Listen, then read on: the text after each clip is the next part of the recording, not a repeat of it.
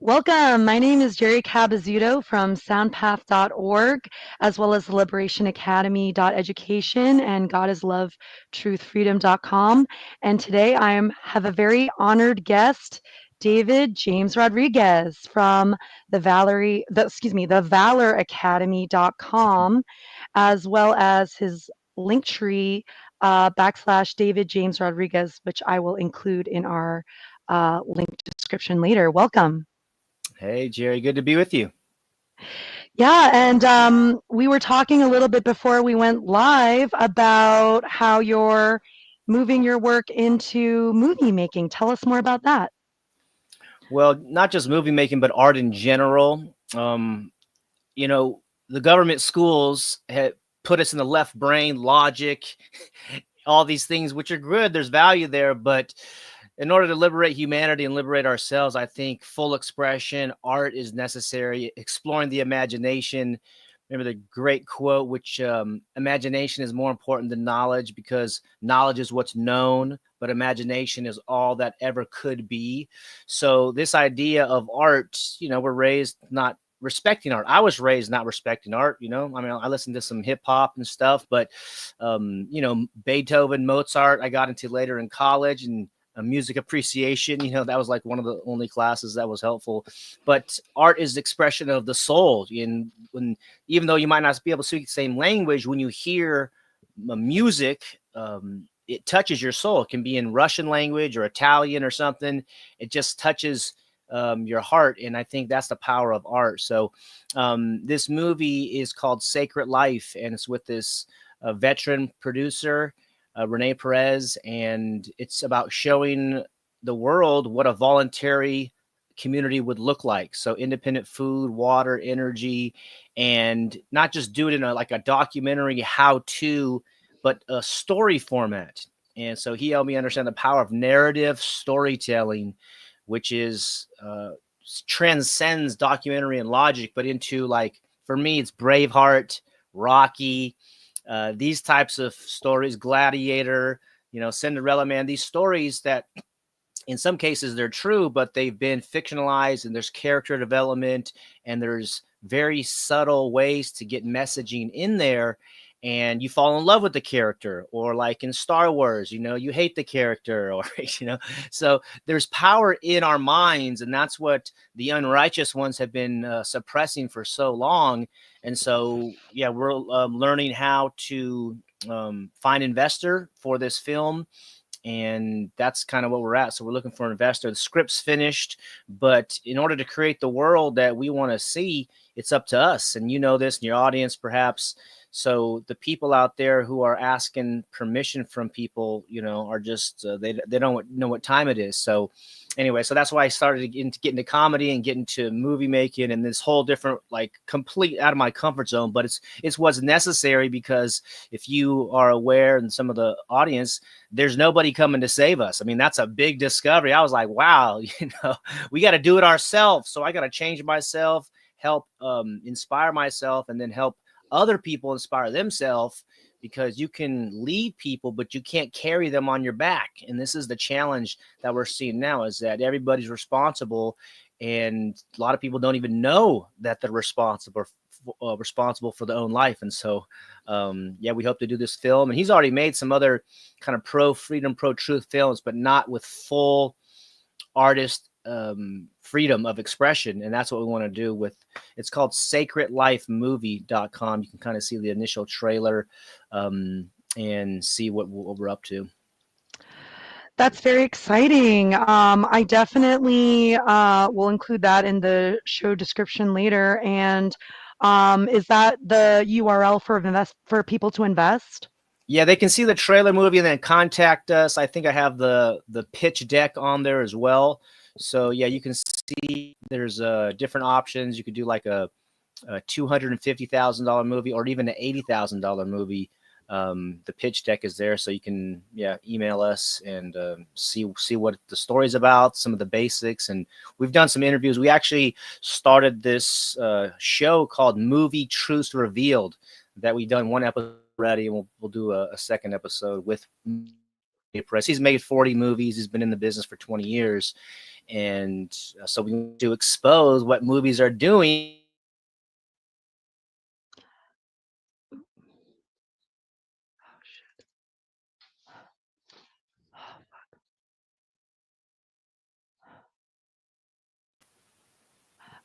Oh, sorry. For some reason, my internet got glitchy there. Uh, can you say that last part again? Sorry about that. Yeah, just that there's two different movies. There's a $250,000 movie and an $80,000 movie, and the details of those different ideas are on that description of the video, sacredlifemovie.com. It takes you there, and you can see the extensive portfolio that Rene Perez has done. He writes, directs, edits, composes the music, does the choreography. I mean, he's a real savant when it comes to making movies, and he's for freedom. You know, he doesn't believe in the left-right paradigm. So, you know, a good, honorable man, and we're looking for an investor to get this message out there so that people can be inspired and kind of tap into the right brain, tap into the spirit, the soul, the heart, instead of the logic left brain, but to really transcend this system, because it's,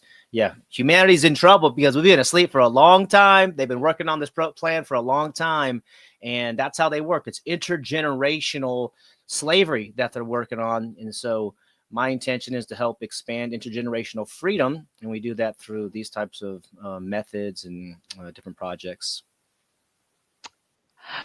We have a question from someone who's a fan of Crosstalk, which is a Revolution radio show on with Sarah Cross. So if you want to plug your uh, movie projects there and your work, I can connect you guys. Yeah, absolutely. The more visionaries, the better. So I'd love to join her. Yeah, absolutely. Um, I want to sort of circle back to how we connected.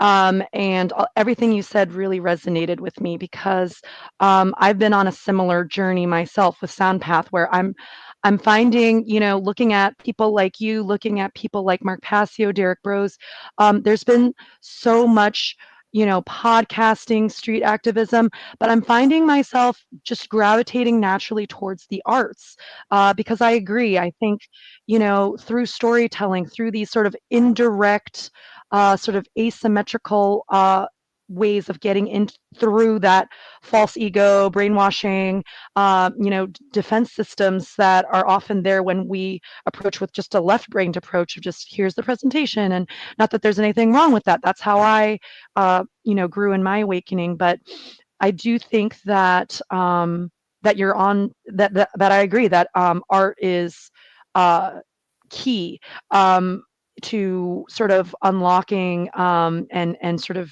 dissolving the brainwashing that we've all been under for generations. And just as a mother, sort of looking at my children's own education and realizing that I wanted to be in charge of it was definitely also part of that awakening for me. Yeah. Yeah. I just saw a documentary recently about the Native American boarding schools. This is in the mid 1800s. Yeah. It went on for 100 years. And it's terrible. I can't believe that humanity has, allowed that to happen, but it's happened in a smaller sense to regular, non-natives, just people, the prisons of these schools and the disrespect. And so myself, some of the listeners who can't see, I have a long hair now. I haven't cut my hair since the pandemic because the place I was getting a haircut in like March or February 2020, they were closed, right? Because the lockdown. So I let my hair grow, and I just kept letting my hair grow. So, anyways, in this documentary, it says that the Native Americans were forced to have their hair cut. And so I feel a little bit of, strength that I let my hair grow. It's for strength and dignity. So they would shave their heads, put them in these schools. You couldn't speak your language. You couldn't talk. You couldn't sing your songs. You couldn't have your ceremonies and your rituals. And the quote was, "Kill the Indian, but save the man." And there was a quote by Chief Sitting Bull, and he said, "If the Great Spirit wanted me to be a white man, he would have made me one in birth." So Mm, they had so much connection to nature and to the the creator and the spirit. And so this whole like Jeffrey Epstein thing is like, we got to get justice for the Jeffrey Epstein list. And it's like the Native Americans haven't even got justice, you know? So I think if people realize that government's just a gang, it's just a violent group of people with no moral codes or principles, then we can exit and build. And that's why I love, you know, that idea I got from Derek Bros and seeing John Bush out there build it. And you can call it whatever you want, parallel civilization or society, but to play ball with these people with digital ID and CBDC and all this stuff is they're going down. You know, the totalitarians want to grab everybody and control everybody. And that's not what the humans want. And we're going to learn from these other historical tragedies and transcend and get the kids out of the school system and build intergenerational freedom. My definition of intergenerational freedom is the transfer of the knowledge of the truth of self-ownership to the young people around us. So these secrets, they've been keeping secret from us for decades and generations. And now podcasts, these other platforms, the truth is getting out and we're realizing, hey man, I own myself. You own yourself. You know, we can do whatever we want as long as we don't harm anybody or their property. Fair enough. Okay, good. We agree. So Right. that's a very simple thing. And anyways, I was just reminded by the natives, because you and I are in the education world and it's directly related to what children learn, especially in the first 7 years. Absolutely, those formatting years, yes. And I definitely feel tremendously for Indigenous communities across the world. And I don't think it's a, you know, race issue. I think we're all under slavery. We're all in the system, and we have a choice to continue it or move forward. And I think, you know, the work that you're doing with comedy, with movie making, the work that, you know, we're doing with Soundpath and showcasing music and artists and performers, we need to show people the solution. They don't even have the imagination because of the brainwashing to even envision, and you can't have um you can't go anywhere without that first, you know, sort of hermetic idea of mentalism. It starts with the mind. You have to have the vision. And I think you and I and others in our movement are trying to show the way to others, so that they can build that vision within themselves. What are your thoughts on this idea? Absolutely. It's the artist paints the future so that the rest of us can see it, you know? And I'm friends with Grant Presence, one of the champions on the earth. His lyrics and musicology and instruments is just off the hook amazing. And he's a moral man. So, you know, God willing, you know, he's going to be a rock star. He is a rock star, you know, but be, you know, worldwide here shortly. He's going on tour with Dub Effects.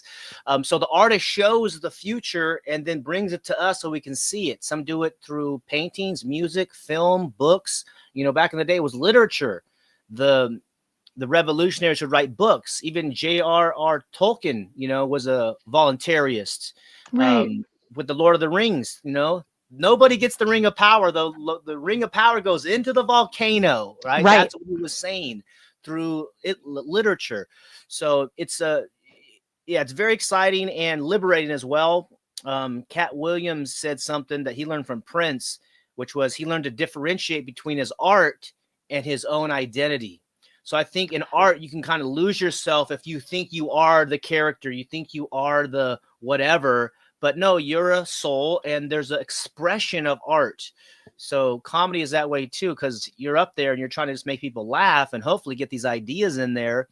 But dance and these types of things, it's just a character or a show to entertain people, right? You've heard of this term, edutainment or infotainment, however you want to call it, but people want to be entertained. So if they're laughing, then you can inject truth. And this is why George Carlin has, you know, immortalized himself through comedy, and even Bill Hicks to a degree, and, you know, Mitch Hedberg, a lot of these people, and some of them spoke about truth and some of them were a little bit subtle, but they changed the world in their own contribution. I think each one of us listening can do it. in whatever way that you want. And art seems to be a really important part. And they say politics is downstream from culture, and arts create culture, one of the causes Mm. of culture.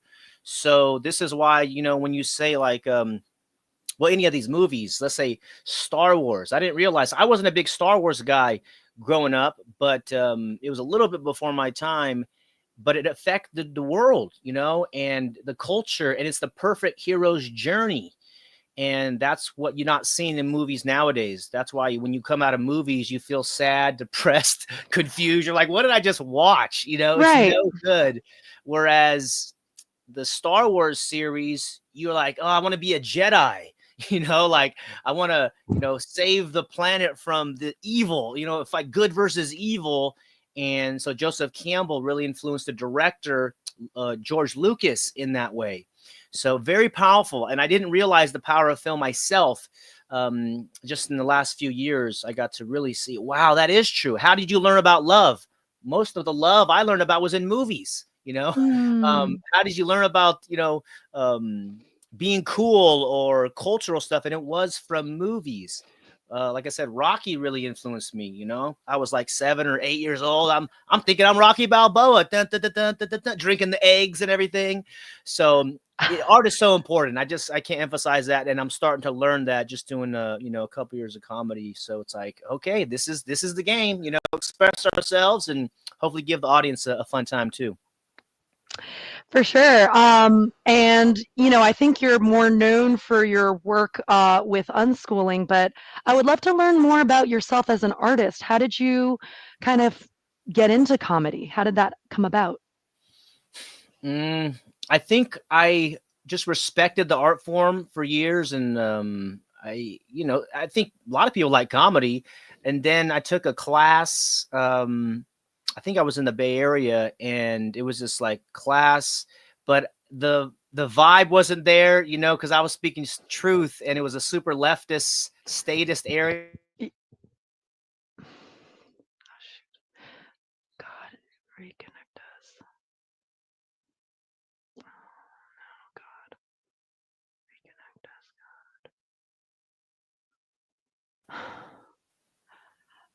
So I've watched some interviews about comedy and such, and the format. I'm like, man, this is really powerful. And then I took a class up in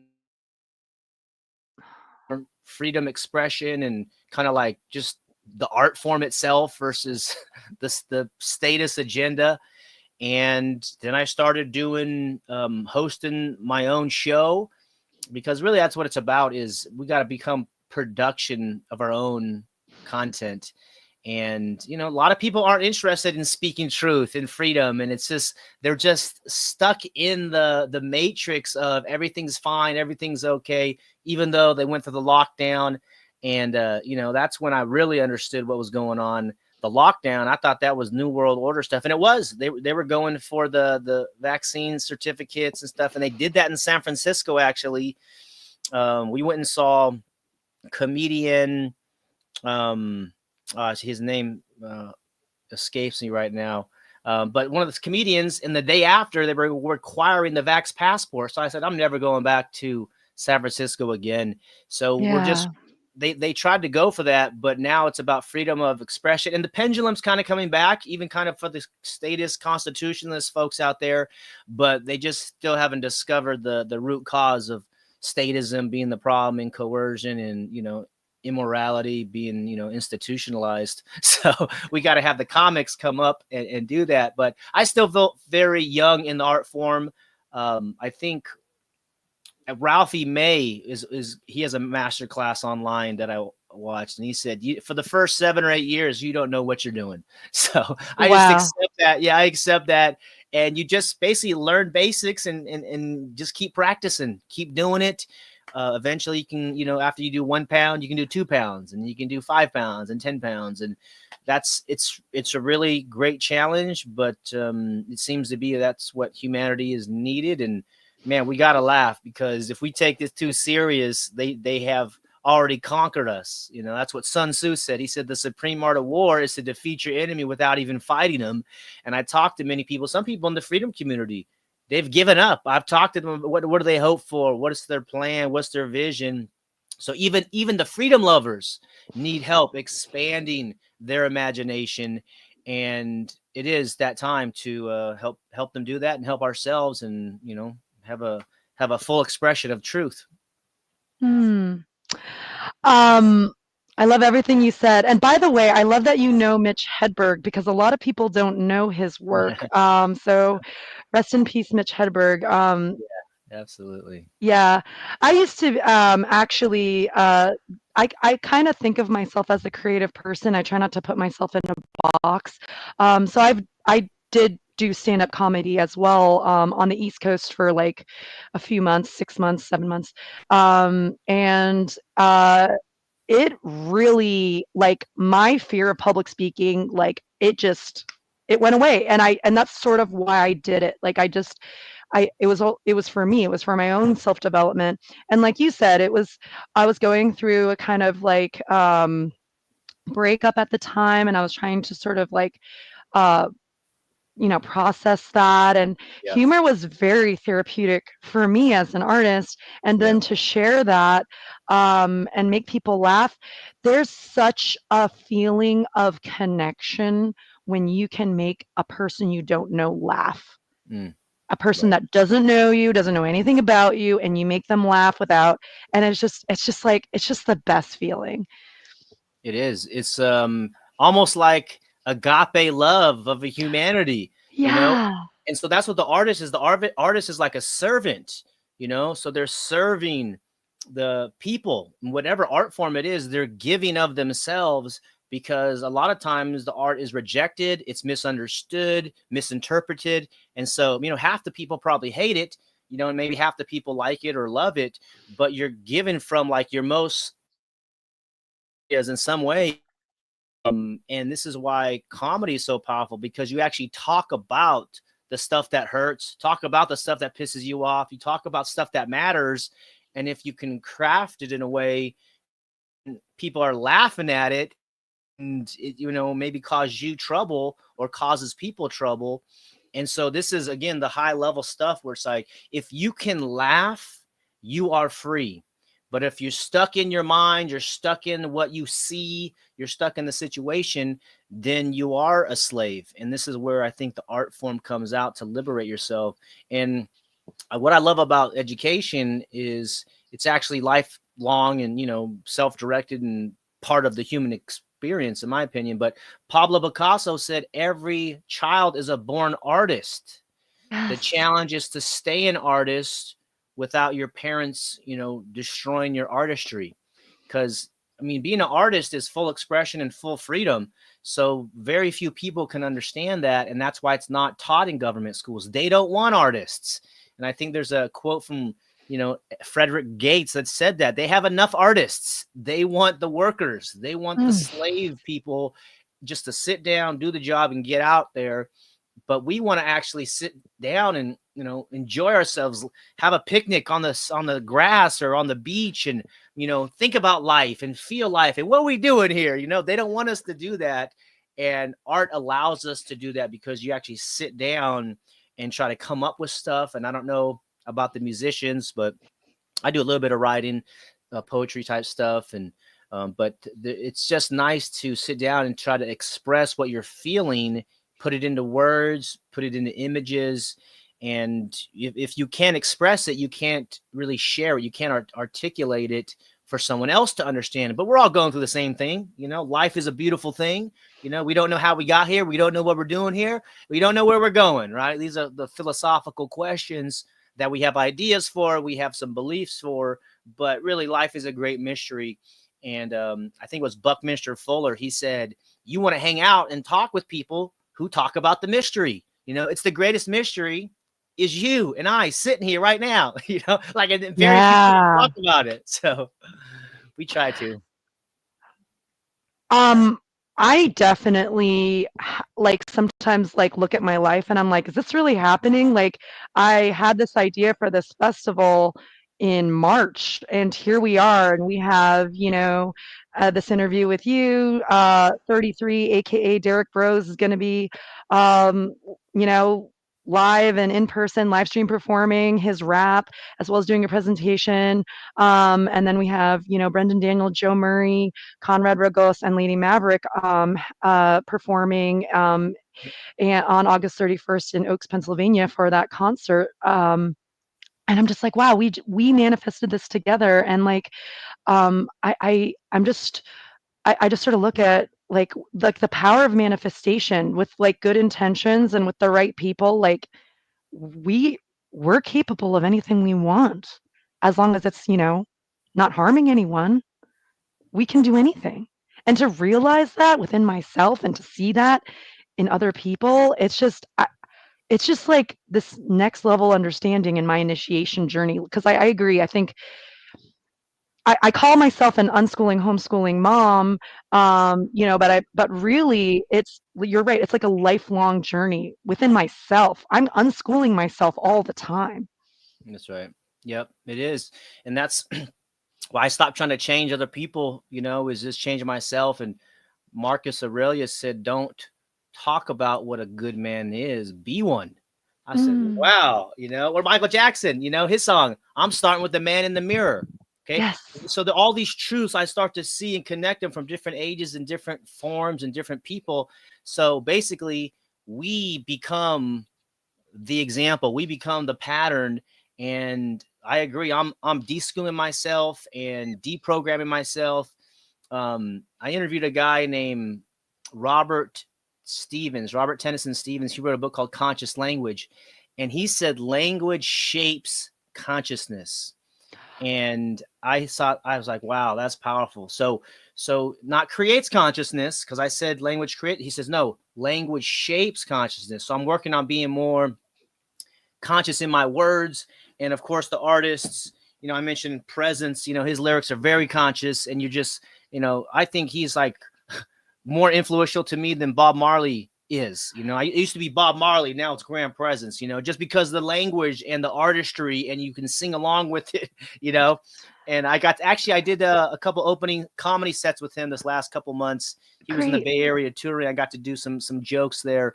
So it's the arts coming together, and there's whatever you want to do to express yourself, you can do it. Now is the time to be courageous and bold and say it. And if you can say it with honor, you can say it with consciousness of other human souls, you can change the world. And I think, I can't remember if it was Martin Luther King, there was another person too, but he said, if you want to destroy your enemies, love them. It's like, how does that work? Well, because if they feel your heart, if they feel your intention, that you actually see the divine in them, you see the God in them. And so I see to myself. So when I'm talking with you, I can feel it with you, because of my self-knowledge. So I can't convince you, but I just have to feel it within myself, and then I can express it and connect with you and the other people. So everybody's going through this stuff, like some of the the big criminals on the planet, they were probably brutalized as children. They were probably put in a really difficult situation. So if we were in their situation, maybe we would do similar things. Maybe we are blessed to have a mother or a father that loved us and said that and hugged us. Just one person that loves you is a lot. So yes. That's why we started doing free hugs in Santa Cruz during the whole lockdowns. We did 40 weeks of free hugs, 1 hour a week. We'd have free hugs on the sign. And some people would come up and they would hug us and they say, what church are you part of? And we're like, we're not part of a church. We just believe in peace and love, And some of them hadn't been touched in like 6 months. And so they were crying, and then we're crying. And what I felt was, yes, they got benefit because they haven't been hugged in 6 months. But I was sitting there for an hour giving out, 15, 20 hugs or whatever it was. So I was generating this agape love inside of me, where I don't know this person. I don't want anything from this person. I just want to give them agape love, which is different from romantic love, family love, self-love, these other types. It's just love of humanity. You're a human being. I love you. We don't look the same. We don't talk the same. We probably don't speak the same language. I'm from the same neighborhood, but you're a human being and so am I. And young kids get that. That's why I think the so important that parents elevate their game if they can and demonstrate to young people what it is to be a moral man and a moral woman, and to express this mystery of life and the agape love and whatever else you want to express. But that was one of the things we received down there, giving free hugs, and hopefully we'll do it again at some point, because it was powerful. It really had a spiritual impact on me, changed my life, and it just touched some of the other people. And we actually bumped into somebody. This was interesting. We bumped into somebody who was from Santa Cruz during the whole lockdown, and they found out that it was our people that were giving out free hugs, and they were like, "Oh my gosh, that was you guys, man! We thought you guys were crazy, but it turns out you guys were correct." And again, you have to be honorable. You're not going to rub their face in it, but we should say thank you, because we're leading humanity to the free world, which is voluntary relationships, personal responsibility, self-ownership, respect for self-ownership. And it's so ridiculously obvious. It's a win-win. And I think this is the future of humanity. I just can't stop smiling. Like, I want to start giving out free hugs. Like, that's awesome. Like, what I love about that, and I didn't realize that you did that. And that's just, it warms my heart so much to hear that, because I totally agree. I think touch is sexualized in our culture. It's ignored in our culture. And just to just hold another human being and sort of, like you said, that agape love, it's just showing them that I see you and I care about you, is so important. And we don't do it enough. Especially, I hate to say it, men are socialized not to hug each other that often as much as women. Like, it's very commonplace when you're seeing a girlfriend and you hug her, but then you shake hands with the dude, and it's like, I mean, why can't we just hug each other, not have it be sexual, and just truly just love each other, just and just be there for each other? Why can't we do this more often with each other? That's right. Yeah, I think that conversation will continue to rise, because men have been put in this box where, I didn't hear "I love you" very much from the men in my life very often, Mm, because they didn't hear it from their parents, or they didn't hear it from their family members. And even like as it relates to like crying, it's kind of like, oh, if you cry, you're not a man. But actually, you find out that the strongest men have a very strong connection with their heart and their soul. And we want to protect the women and the children. That's why we lay down our life, because we honor the female, we honor the child, and it's it's in our DNA to protect. But again, back to culture, they show us Al Bundy, Homer Simpson, all these sloppy fathers on television. right. So they don't give us an image. They don't give us the language to be a champion hero man. If you want to be that, you have to go learn. And I just saw a quote from Confucius, and some of you guys might have heard of the book, The Way of the Superior Man. Very powerful book. But then I was wondering where that phrase came from. Well, 2,000 years ago, 2,500 years ago, Confucius said, a superior man cares about what's right and wrong, where a mediocre man cares about what will sell or what's profitable. So yes, let's make a lot of money, but let's do what's right. Let's put righteousness above money. And this goes back to the cops, right? The cops, I went to school with a lot of these cops, and they're good guys in my experience, but they don't realize they're working for a coercive monopoly organization based on violence and terrorism, and they're making six figures. So they put money over morality, and I wish them well, but I think a lot of these guys, and again, we spoke to another guy, this is a couple weeks ago. He's retired California Highway Patrol, State Patrol, on retirement, but he didn't want people knowing where he lived, because of course in your line of duty you screw people and you destroy people's lives. And so through a network of acquaintances, we heard the story that he's like, don't tell people where I live because safety reasons. So if you do good to people, you don't have to worry about these things. If you do harm to people, you might have to face some kind of challenges or something. So anyways, it's just so important to people to realize that the decisions we make and how good we are affects our own consciousness and our life. So I have a dream that people will put morality over money and begin to say it's not about how much you make, but how did you make your money? You know, are you hurting people? Are you being a road pirate on the side of the road? Or is it voluntary and consensual like most everything else besides what the government does? And it's a bigger conversation. But as a boy, I was having these types of curiosities, and I wanted to know the answers to these questions. But how can your family or friends or church or neighbors tell you if they were kept in this little box and they don't know the truth? So this is again where we're at. This is, I call it the, not just the awakening, it is the great self-ownership awakening. We're awakening to self-ownership, awakening to property rights to ourself, and they've tried to keep that hidden, and now it's coming out, and I think humanity will be liberated. We might have to go through a, it's a hump or a bump in the road with the collapse of the dollar and these kind of things, but the truth is getting out, and so I think people can have a lot of hope and know that there's so many people waking up, and they're going to try to censor people, there's so many people getting kicked off platforms, getting Yep. accounts deleted. Yeah, so it's a beautiful time to be alive, I believe.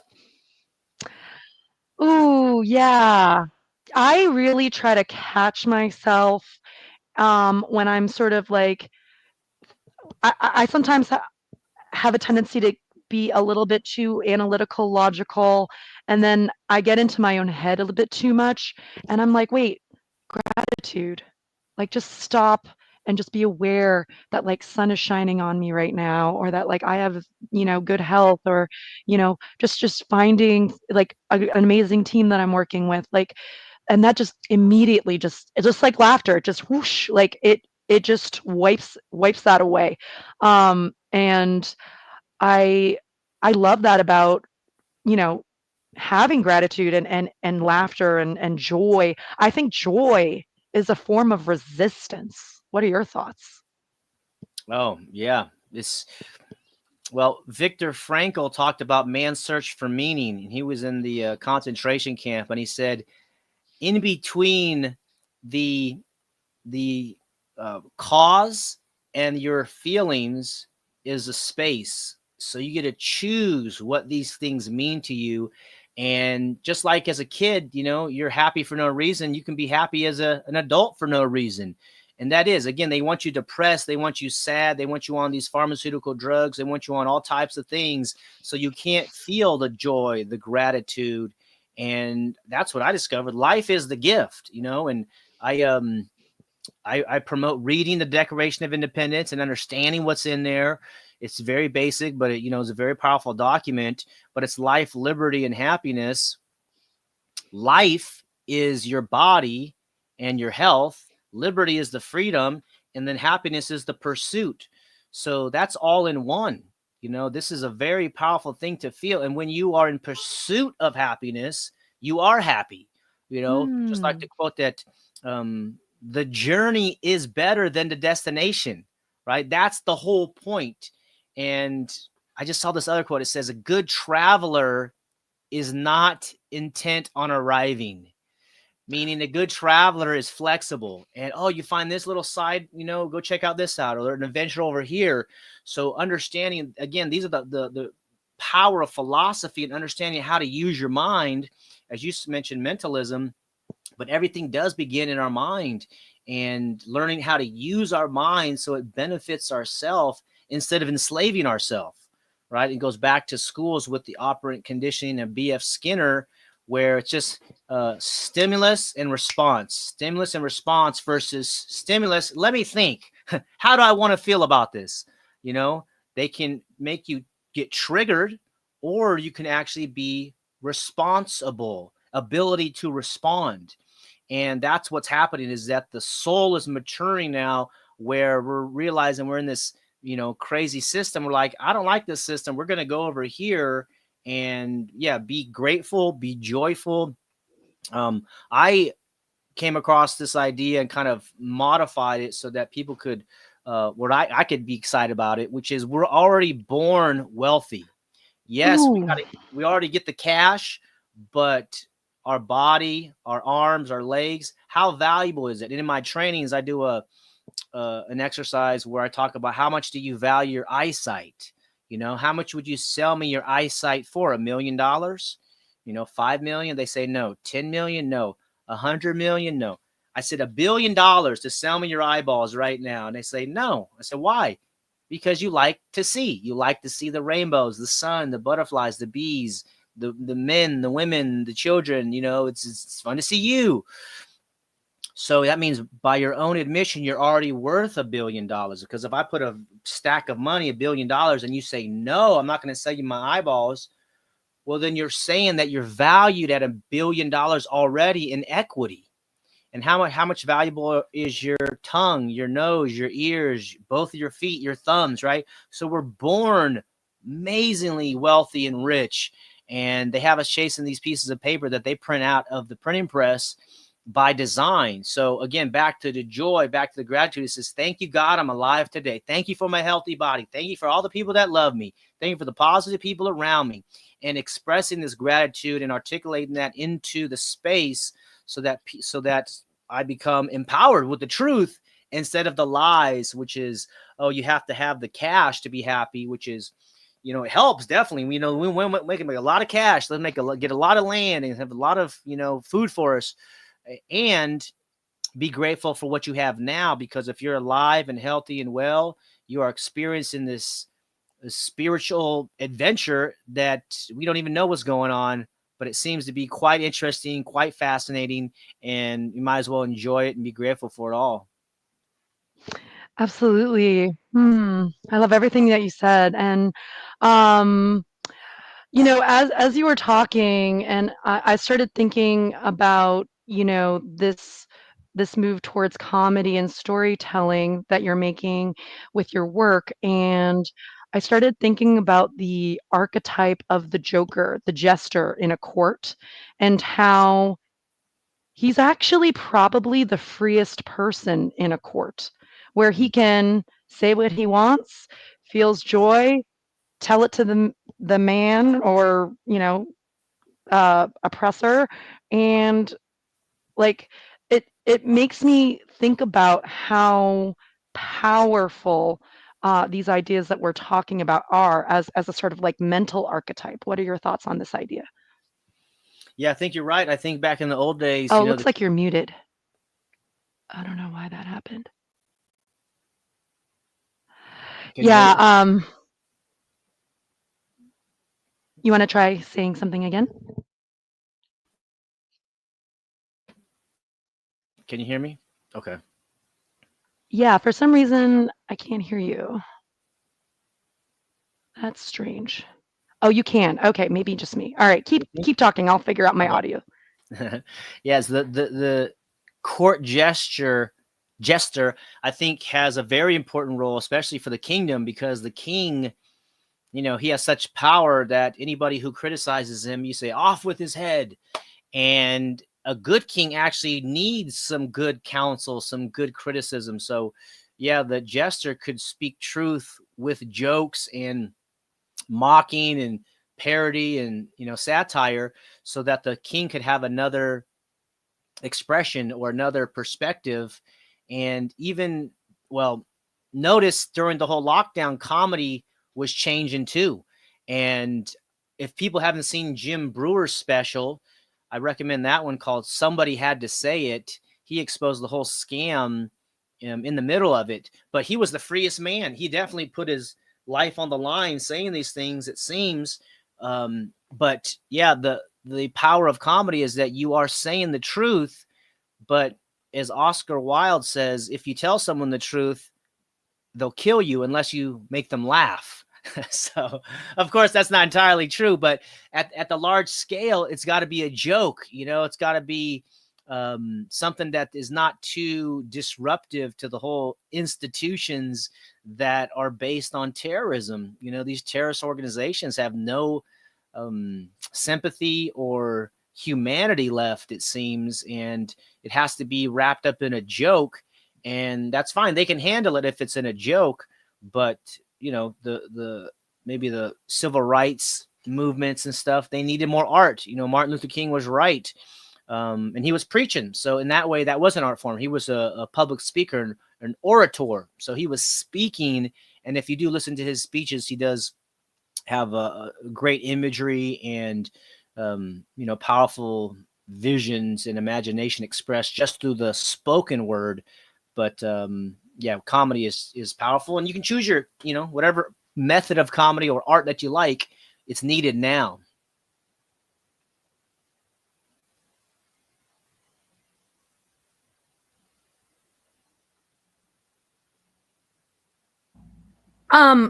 My audio stopped working. I'm not sure why.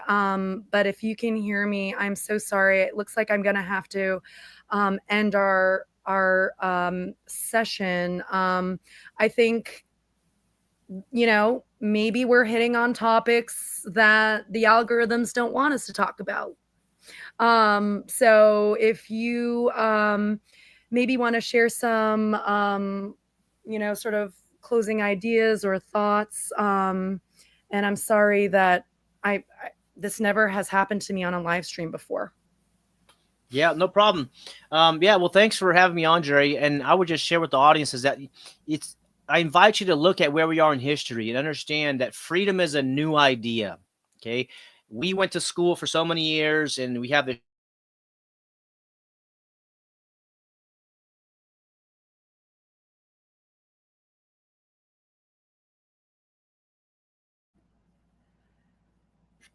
Oh no.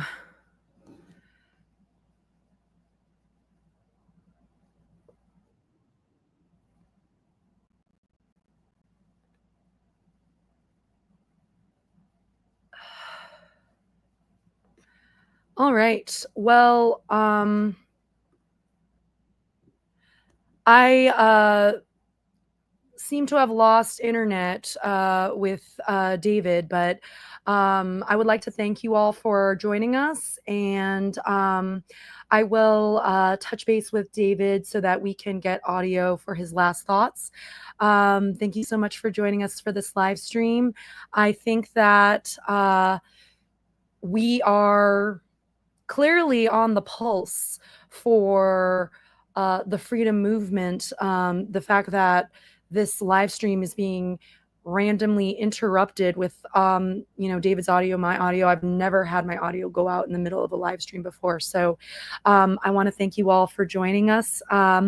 Again, please check out soundpath.org for the Labor Day weekend online Truth and Freedom Music Festival featuring the comedy of David Rodriguez. Please check out the website sacredlifemovie.com, as well as the valoracademy.com and his linktree, which is linktr.ee / David James Rodriguez. Thank you so much, everyone. Take care. Bye-bye.